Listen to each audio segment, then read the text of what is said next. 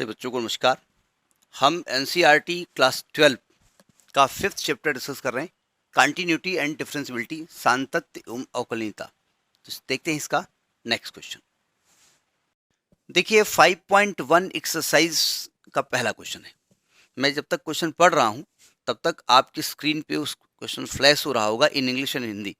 देखिए ध्यान से। क्वेश्चन कह रहा है कि सिद्ध कीजिए कि फलन f(x) बराबर 5x माइनस 3, x बराबर 0, x इज इक्वल टू -3 और x इज इक्वल टू 5 पर संतत है। Prove that function f(x) is equal to 5x minus 3 is continuous at x is equal to 0, x is equal to -3 and x is equal to 5। तो ये तो है question. जरा solution देखिएगा, सावधान। दो तरीके से मैं सोल्यूशन बताने की कोशिश करूंगा। देखिए फंक्शन की जो वैल्यू दी हुई है, अब इतनी हिंदी बोलेंगे इंग्लिश भाई, हिंदी में समझ लीजिएगा। कंटिन्यूटी मतलब संतत होता है, जहां कंटिन्यूस बोला जाए संतत बोला जा रहा है, ठीक है। वो दिया है 5x माइनस 3, 5x माइनस 3। अगर ध्यान से देखें, ये आपका x की यहां पर पावर 1 है, मतलब लीनियर इन x है, x में ये रैखिक समीकरण है। अगर हम इसका ग्राफ प्लॉट करें तो स्ट्रेट लाइन मिलेगी, एक सीधी रेखा मिलेगी, वो कहीं ब्रेक होनी नहीं है। तो जब ब्रेक होनी नहीं है तो हर पॉइंट x को चाहे जो रखो, f(x) बोले तो y, तो x को चाहे जो लिखिए, अगर वो रियल नंबर है तो y मिलेगा। यानी ये लाइन ब्रेक होने वाली नहीं है, इसलिए ये जितने भी पॉइंट दिए हैं ना, उन सभी पॉइंट पे कंटिन्यूअस होगा। समझ में आ गई बात? यही आंसर लिख दें, काम चल जाएगा? नहीं भाई, ये तो तर्क है, केवल ये समझाने के लिए कि हमको देख करके मालूम हो गया कि फंक्शन कंटिन्यूअस है। अब मैथमेटिकली कैसे हम बात करेंगे, इसको प्रूफ करना पड़ेगा ना। तो कह रहे हैं x बराबर 0 पे चेक करिए। तो पहले हम पहला पार्ट लेके चल रहे हैं, at x is equal to 0। बहुत ध्यान से समझिएगा, पहले आपको उसका तरीका मालूम होना चाहिए। तो उसके लिए कंटिन्यूटी का जो हमारा इंट्रोडक्शन जो क्लास है, जो वो हम डिस्कस कर चुके हैं, वो इसके पहले आपने देखा होगा, तभी यहाँ पहुँचे होंगे, ठीक है। सबसे पहले क्या करेंगे, आप लेफ्ट हैंड लिमिट निकालेंगे, दाएं पक्ष की सीमा, ठीक है। अब ये सीमा नहीं लिखेंगे हम, वो आप लिख लेंगे। वैसे आप हिंदी में भी LHL ही लिखेंगे, लेफ्ट हैंड लिमिट। कैसे लिखा जाता है, लिमिट x टेंडिंग टू 0, 0 के थोड़ा सा पहले वो पॉइंट आएगा, इसलिए 0 माइनस f(x). आप जानते हैं कि 0 पे लिमिट डिस्कस करनी होती है तो लेफ्ट साइड से उस कर्व के ऊपर 0 की तरफ हम अप्रोच करते हैं, जाते हैं लेफ्ट साइड से, इसलिए 0 माइनस लिखा जाता है। तो x की जगह क्या लिखेंगे, 0 माइनस h, और h is very very very small, तो लिमिट क्या लिखी जाएगी, h टेंडिंग टू 0। तो x की जगह आप 0 माइनस h लिख दीजिए, क्योंकि फंक्शन यही है, चेंज हो नहीं रहा तो इसी में रखना है। तो जो इसमें रखेंगे आप, limit h tending to 0, 5x को 0 माइनस h माइनस 3 रखेंगे। अब आप यहां पर लिमिट रख दीजिएगा। लिमिट रखने का तरीका क्या होता है कि h को 0 रखना है, शर्त वहां ये लगी हुई है कि वैल्यू रखने के बाद एक तो अंडर रूट के अंदर नेगेटिव ना आए और दूसरी बात इनफाइनेट ना आए। तो चूंकि इनफाइनेट आने की चांसेस तो है नहीं, यहाँ पर 0/, में तो है नहीं और रूट है नहीं, तो h को रख दो 0। तो 0 करोगे तो ये पूरा 0, तो वैल्यू क्या आ गई, -3। तो लेफ्ट हैंड लिमिट की वैल्यू क्या आ गई, -3। नोट कर लिया। अब हम राइट हैंड लिमिट इसी में ओवर राइटिंग करेंगे। इसके बाद आप करेंगे राइट हैंड लिमिट। राइट में क्या करते हैं, राइट साइड से फंक्शन की तरफ अप्रोच करते हैं, ठीक है।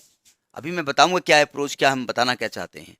तो जब आप 0 प्लस लिखेंगे तो यहाँ प्लस हो जाएगा, यहाँ प्लस हो जाएगा, और जब h को 0 करोगे तो फिर ये 0 आ जाएगा, तो राइट हैंड लिमिट की वैल्यू भी -3 आ गई, ठीक है।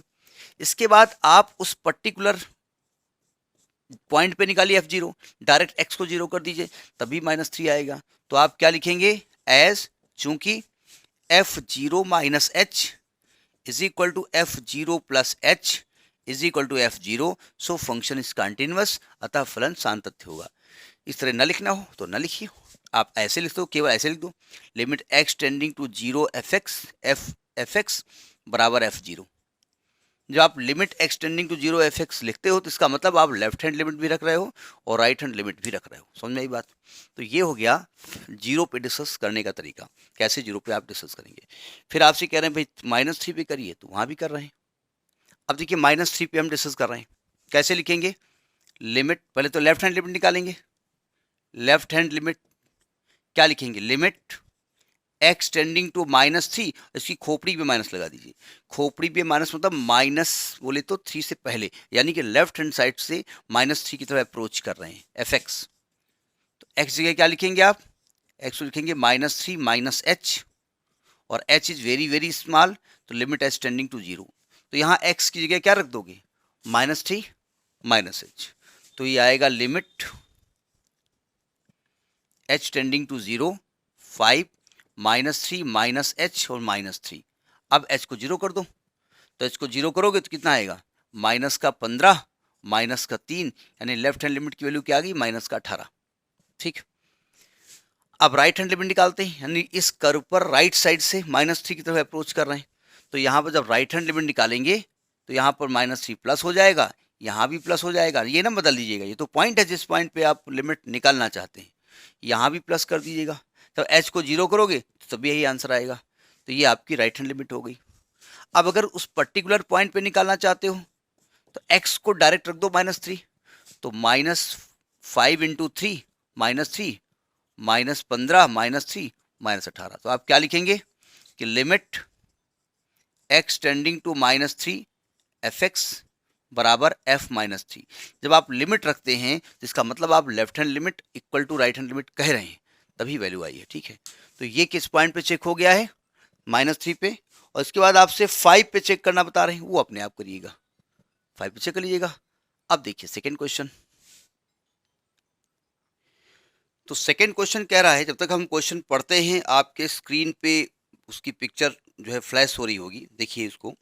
कह रहा है कि x इज इक्वल टू 3 पर फलन fx बराबर 2x² - 1 के सान्तत्य की जांच कीजिए। Discuss the continuity of the function 2x² - 1 at x is equal to 3। क्या मतलब है? ये कर्व है, जैसा भी कर्व है अलग की बात है, और इस कर्व पर 3 पॉइंट पर आपको देखना है कि कंटिन्यूअस है कि नहीं है। ठीक है, जरा देखिए ध्यान से। हमने fx क्या माना? हमने नहीं माना, मतलब गिवन है, दिया है 2x² - 1। देखो तरीका एक ही है कि लेफ्ट हैंड लिमिट निकालो, राइट हैंड लिमिट निकालो, और उस पर्टिकुलर पॉइंट पे कर्व की वैल्यू निकालो, और तीनों वैल्यू सेम आनी चाहिए। ये तरीका होता है। ठीक है, अब देखिए हम at x is equal to 3 निकालने जा रहे हैं। सबसे पहले क्या निकालेंगे हम? लेफ्ट हैंड लिमिट, दाएं पक्ष की सीमा। हिंदी वाले भी इंग्लिश में ही लिखेंगे, ठीक है, क्योंकि आगे चल के दिक्कत होती है लैंग्वेज की। कैसे लिखा जाता है? Limit x tending to 3 minus fx। लिखने का तरीका वही एक घिसा पिटा है, यानी x की जगह क्या लिखेंगे? 3 माइनस h, 3 माइनस h, और h is very close to 0, बहुत बहुत स्मॉल क्वांटिटी है, तो h टेंडिंग टू 0। अब आप क्या करिए, x की जगह क्या रख दीजिए यहाँ पर? 3 माइनस h, तो आएगा limit h tending to 0 two आएगा 3 माइनस h का होल स्क्वायर -1। अब h को डायरेक्ट लिमिट रख दीजिए। शर्त यह है कि लिमिट रखने के बाद इनफाइनाइट ना आ जाए, रूट में नेगेटिव ना आ जाए। रूट है नहीं, इनफाइनाइट आने के कोई चांसेस नहीं है, तो h को रखेंगे 0, तो आएगा 2 इंटू 3 3 का 9 -1, 9 18 -1 यानी 17 आ गया। तो लेफ्ट हैंड लिमिट की वैल्यू क्या आ गई? 17। ठीक है, अब जो राइट हैंड लिमिट निकाल लेते हैं। राइट हैंड लिमिट इसी में ओवर राइटिंग कर देते। आप ना रब कर दीजिएगा, पता चला उसी में वाइटनर लगा दिया, बोले सर ने किया था, ऐसा नहीं है। राइट हैंड में 3 प्लस हो जाएगा, यहाँ प्लस हो जाएगा, यहाँ प्लस हो जाएगा, जब रखोगे तभी यही आंसर आएगा। ठीक है, तो राइट हैंड लिमिट भी वही आ गई। अब आप डायरेक्ट f3 रख दीजिए, x की जगह 3 रख दीजिए, तो क्या आएगा? 2 इंटू 3 का स्क्वायर -1, तो 2 इंटू 9 -1 इज इक्वल टू, ये भी 17 आएगा। तो आप लिखेंगे limit x tending to 3 minus fx is equal to limit x tending to 3 plus fx is equal to f3। So fx is continuous, fx is continuous, अतः fx सान्तत्य है, continuous है। तो ये आपका तरीका है। हम पूरी एक्सरसाइज एक वीडियो में नहीं देंगे, क्योंकि देखने वाले को भी लगता है कि थोड़ा थोड़ा अपना पढ़िए, थोड़ा थोड़ा खाओ, मरो ना मोटाओ, सुना है ना आपने। तो next in the next video, thank you.